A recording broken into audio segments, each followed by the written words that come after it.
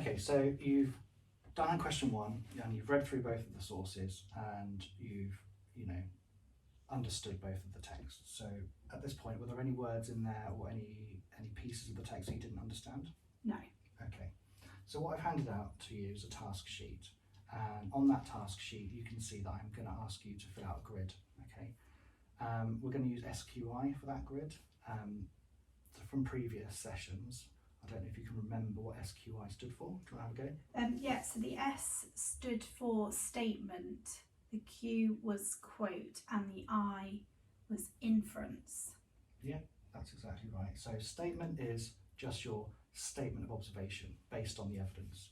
That will probably be based on the quotes in the text. Well, it has to be based on the quotes in the text. So your quotes are actually going to come first when you're skimming, and then your inference is what you're getting from it. Okay, and that can be something that's not strictly identified within the text, it's just what you've taken from it.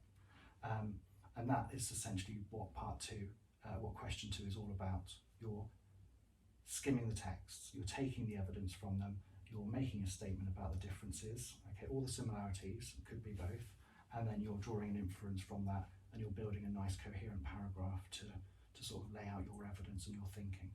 All right, so what I want you to do now, okay, so everyone's got a task sheet, is just use the left hand side where it says similarities and differences. That's going to be your statement. The source boxes, A and B, those are for your quotes, and the final box is for your I, your inference. Okay, so start off, skim through, find some quotes first. It could be similarities or differences, and then write a statement based on that. And from there, think about how that is, what kind of ideas that gives you to draw out your inference. Okay, so it's not about being right or wrong, it's just what does it say to you. All right, so have a quick skim through first.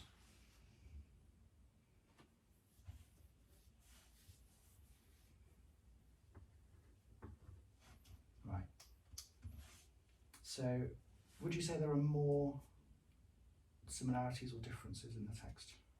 More differences in the text. Okay, what have you picked out first of all?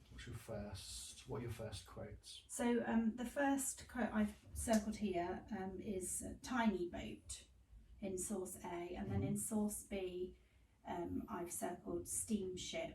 Okay, and is that a difference? I'd say that the source A is a small boat, but the steamship for me would be very large. All right, so based on that then, what would your statement be? So the boats are very different in size. Yeah, sure. So very different in size, you've got your quotes to back that up, you've got your evidence, and what inferences could you draw from that? That the boats have clearly have different purposes. Okay, so you've taken your reading, drawn out two quotes that are obviously different, made a statement about that, and your inferences about the purpose of the boats. All right, brilliant. So in the exam, you'd be doing all of this in your head as you're going. So you'd be skimming, retaining that bit of information, putting it together in your mind, and laying it out straight onto the worksheet, onto the answer sheet, because you've only got about 8 minutes or so to get through that question too. But that idea was a really good one. So if I could just get you to go through that thought process for me, try and say it out loud, how would you take that statement, make a nice complete sentence using proper English, standard English, go into your quotes, make sure that that sentence has been constructed properly using connectives, proper punctuation, and then lead into your inference to make it a nice complete paragraph. Do you think you could have a go at that? Yeah, so I start off by saying the boats are very different in size. Then I go onto my quote, I'd link it and say the boat mentioned in source A is a tiny boat. However, the boat mentioned in source A is described as a steamship and Source long A. and narrow. Source A is a tiny boat, but the boat referred to in source B is mentioned as a steamship and to be long and narrow in shape.